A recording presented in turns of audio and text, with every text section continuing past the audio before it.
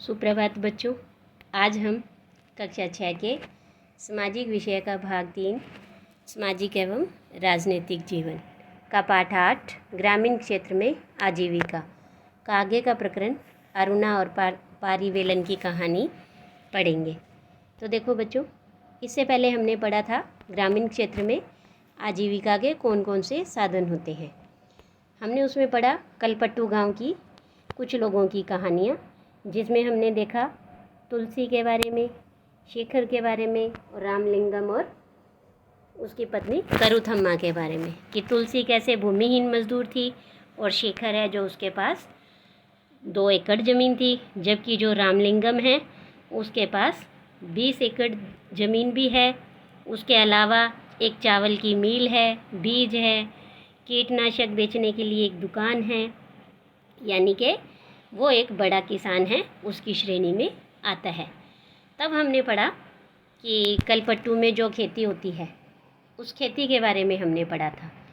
तो ग्रामीण क्षेत्र में खेती के साथ साथ जो लोग हैं वो जंगल की उपज, पशुओं आदि पर भी निर्भर रहते हैं।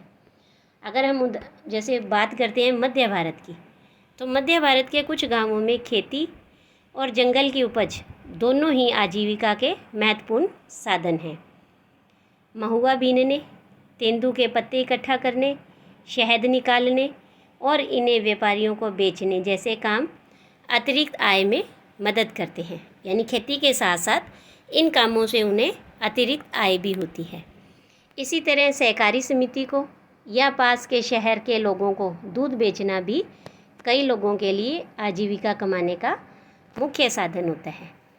अब देखिए कि समुद्र तटीय इलाकों में हम देखते हैं कि पूरे के पूरे गांव हैं वो मछली पकड़ने में लगे हुए होते हैं। तो ऐसे ही समुद्र तटीय गांव एक और है, उसका गांव का नाम है पुद्दूपेट। और उसी पुद्दूपेट गांव में अरुणा और पारिवेलन के जीवन के बारे में पढ़कर मछली पकड़ने वाले परिवार के बारे में हम थोड़ा सा जानेंगे। तो उससे पहले क्या है, हम यहाँ पर एक पहाड़ी क्षेत्र नागालैंड की जो खेती होती है उसके बारे में देख लेते हैं कि वहाँ सीढ़ी नुमा खेती की जाती है। तो जो नागालैंड है यह एक गांव है जिसका नाम चिजामी है और यह नागालैंड के फेक ज़िले में स्थित है। और इस गांव में रहने वाले लोग चखेसंग समुदाय के हैं और ये लोग क्या करते हैं, सीढ़ी नुमा खेती करते हैं। इसका मतलब ये होता है कि पहाड़ी की जो ढलान वाली ज़मीन है, इस तरह से इस ज़मीन को वो क्या करते हैं कि छोटे छोटे सीढ़ियों के रूप में बदल देते हैं, सपाट टुकड़े बना देते हैं। जैसे ये पहाड़ी है तो इसको वो इस तरह से काट करके और इस तरह से समतल सपाट एक ज़मीन सी बदल देते हैं। वो प्रत्येक सपाट टुकड़े के किनारों को थोड़ा ऊपर उठा देते हैं जिससे पानी भरा रहे, और ये चावल की खेती के लिए सबसे अच्छा होता है। चिजामी के लोगों के पास अपने अपने खेत हैं, लेकिन वे इकट्ठे होकर एक दूसरे के खेतों में काम करते हैं। वे 6 से 8 लोगों का एक समूह बनाते हैं और इकट्ठे मिल कर के पहाड़ी के एक हिस्से पर घास और पतवार है उसे साफ़ करते हैं।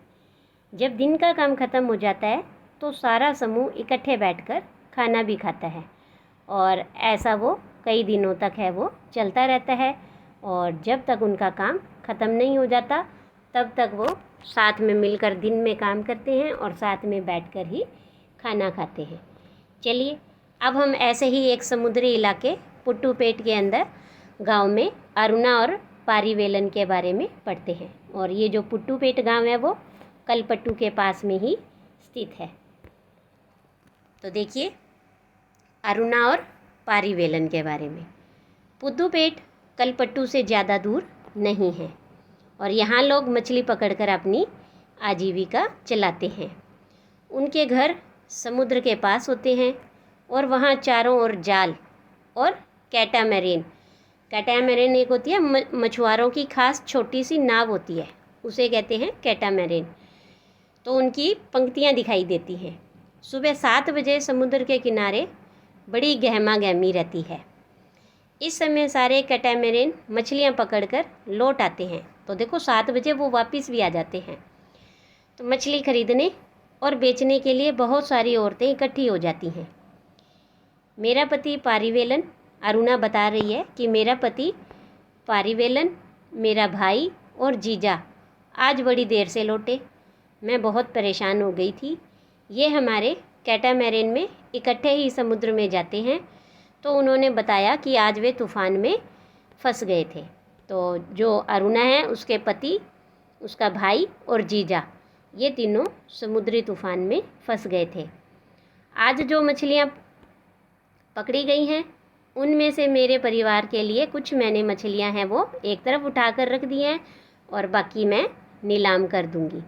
और इस नीलामी से जो भी पैसा मुझे मिलता है वह 4 भागों में बांट दिया जाता है। 3 हिस्से तो 3 लोगों में बट जाते हैं। अब किन 3 में? जो मछली पकड़ने जाते हैं, और बाकी एक हिस्सा उसे मिलता है जिसकी नाव, जाल और ये जो सामान होता है उस व्यक्ति को मिलता है। तो चूँकि जाल और कैटामैरिन तो उसका इंजन हमारे हैं, तो वह हिस्सा भी हमें ही मिल जाता है। हमने बैंक से उधार लेकर एक इंजन खरीदा है जो कि इस कैटामैरिन यानी उस छोटी नाव में लगा हुआ है, और इससे क्या होता है कि ये लोग समुद्र में दूर तक जा पाते हैं और ज़्यादा मछलियाँ उन्हें मिल जाती हैं। नीलामी में जो औरतें यहाँ से मछलियाँ खरीदती हैं, वे टोकरे भर भर कर पास के गांवों में बेचने के लिए ले जाती हैं। और कुछ व्यापारी भी हैं जो शहर की दुकानों के लिए मछलियाँ खरीदते हैं।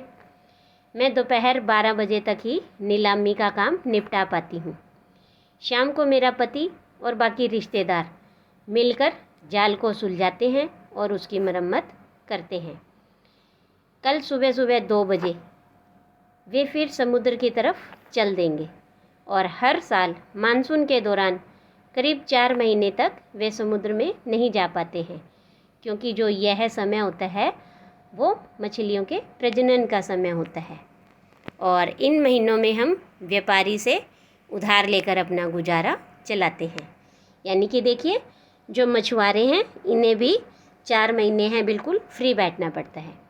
तो इसी कारण बाद में हमें मजदूरी में उसी व्यापारी को मछली बेचनी पड़ती है, और हम खुद खुली नीलामी नहीं कर पाते हैं, और वे खाली महीने काटना सबसे मुश्किल होता है। पिछले साल सुनामी के कारण हमारा बड़ा नुकसान हुआ था। तो अभी ये देखिए कि यहाँ एक प्रश्न है कि शेखर और अरुणा दोनों के ही परिवारों को उधार लेना पड़ता है, तो आपको उनमें क्या समानताएं और क्या अंतर दिखते हैं। तो देखो, इससे पहले वाली वीडियो में हमने शेखर के बारे में पढ़ा था कि जो शेखर है वो एक छोटा सा किसान है, उसके पास एक छोटी भूमि का टुकड़ा है। और इस कहानी में हमने पढ़ा कि जो अरुणा है वो एक मछली पकड़ने वाली स्त्री है, मछुआरीन है। तो शेखर का जो बुरा समय था वो क्या था कि उसके खेत में फसल पैदा नहीं होती थी, और जबकि अरुणा का जो बुरा समय है वो मानसून का समय है, जो कि वो 4 महीने मछलियों का प्रजनन का समय होता है, इसलिए वो 4 महीने हैं मछलियाँ नहीं पकड़ पाते हैं। तो इस तरह से इन दोनों में अंतर है। इसके अलावा क्या कि शेखर और अरुणा दोनों के परिवार गरीब हैं, और इसीलिए उन्हें अपनी आजीविका चलाने के लिए उन्हें उधार लेना पड़ता है। फिर नीचे एक प्रश्न और है कि क्या आपने सुनामी के बारे में सुना है, यह क्या होता है और इससे अरुणा जैसे परिवारों को क्या नुकसान हुआ होगा। तो देखिए, जो सुनामी होती है वो एक भूकंप होता है। समुद्र की सतह पर क्या होता है कि अचानक से तूफ़ान आता है, तो अचानक समुद्र में तूफ़ान आता है और बहुत ऊंची ऊंची लहरें उठने लगती हैं। और इससे क्या होता है कि जैसे अरुणा का घर है या अरुणा जैसे और भी जो मछुआरे हैं, तो उनके घर, मछली पकड़ने के साधन, जाल, नाव, ये सब क्या है, नष्ट हो जाते हैं होंगे। इसके बाद देखिए कि ग्रामीण क्षेत्रों में आजीविका के साधन। ग्रामीण क्षेत्रों में लोग अपनी आय विभिन्न तरीक़ों से कमाते हैं।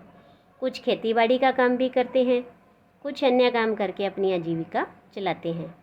खेतों में कई तरह के काम शामिल हैं, जैसे खेत तैयार करना, रुपाई करना, बुआई करना, निराई करना और कटाई करना।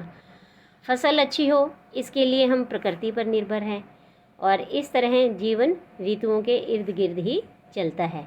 बुआई और कटाई के समय जो लोग हैं वो काफ़ी व्यस्त रहते हैं और दूसरे समय उन्हें काम का बोझ है वो कम रहता है। देश के अलग अलग क्षेत्रों में ग्रामीण लोग अलग अलग तरह की फसल उगाते हैं, फिर भी हम उनके जीवन की परिस्थितियों में और उनकी समस्याओं में काफ़ी समानताएं पाते हैं। लोग कैसे ज़िंदगी बसर करते हैं, कितना कमा पाते हैं, यह इस बात पर निर्भर करता है कि वे जिस ज़मीन को जोतते हैं वह ज़मीन कैसी है। कई लोग उस ज़मीन पर मज़दूरों के रूप में निर्भर हैं। ज़्यादातर किसान अपनी ज़रूरतों को पूरा करने और बाज़ार में बेचने के लिए भी फसल उगाते हैं और कुछ किसानों को अपनी फसल उन व्यापारियों को बेचनी पड़ती है जिनसे वे पैसा उधार लेते हैं। तो गुजर बसर करने के लिए कई परिवारों को काम की खातिर भी उधार लेना पड़ता है या फिर तब भी उधार लेना पड़ता है जब उनके पास कोई काम नहीं रहता। तो ग्रामीण क्षेत्रों में कुछ परिवार ऐसे भी हैं जो बड़ी बड़ी ज़मीनों, व्यापार या अन्य काम धंधों पर फल फूल रहे हैं। फिर भी ज़्यादातर छोटे किसानों, खेतीहर मज़दूरों, मछली पकड़ने वाले परिवारों और गांवों में हस्तशिल्प का काम करने वाले लोगों को पूरे साल रोज़गार नहीं मिल पाता है। इस तरह से हमने देखा कि जो गांवों में लोग हैं वो अलग अलग तरीक़ों से अपनी आजीविका चलाते हैं। आज के लिए इतना ही। धन्यवाद।